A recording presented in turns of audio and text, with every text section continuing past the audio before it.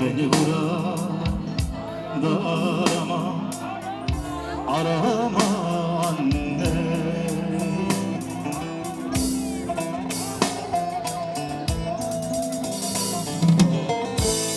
Kapıda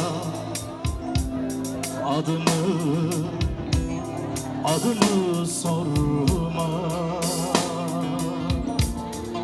Hep beraber okuyalım. Hazır mıyız?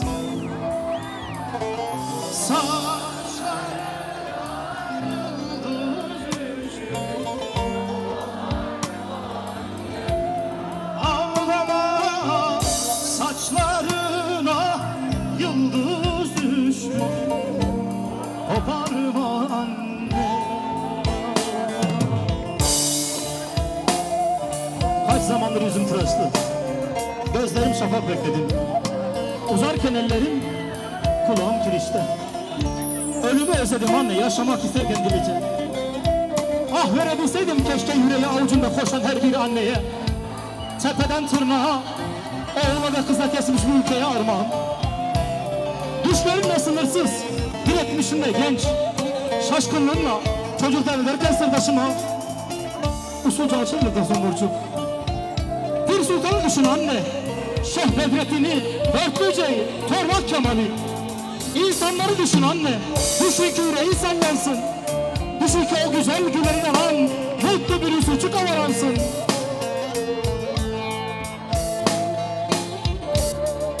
Yani benim güzel annem, ana şafanda ülkemin yıldız uçurmak varken, oturup ürünler içinde kendi burkanını içtim. Ne kadar duyguymuş şu ölmek. Öptüğüm kızlar geliyor aklıma.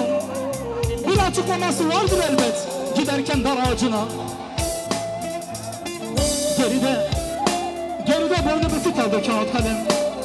Bağışla beni güzel annem, oğul tozla bir mektubu yazmadım diye kızma bana.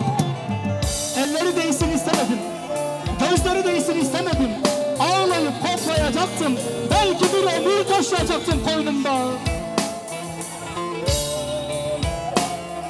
Ölmek ne garip şey anne.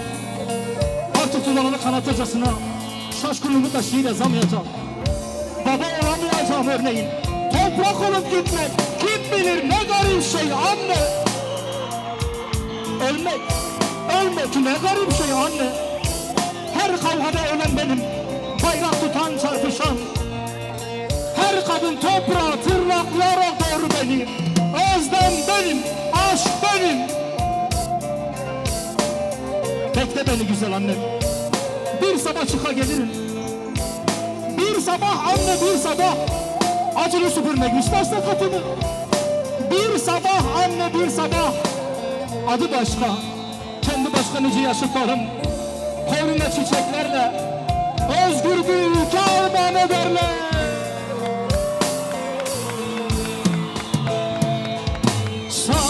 Saçlarına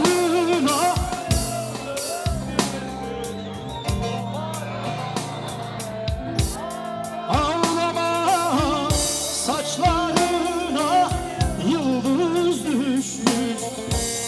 Koparma anne. Hep beraber.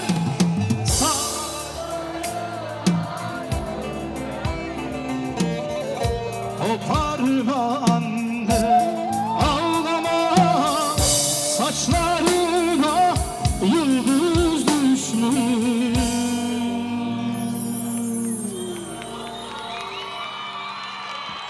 Koparma anne, ağlama.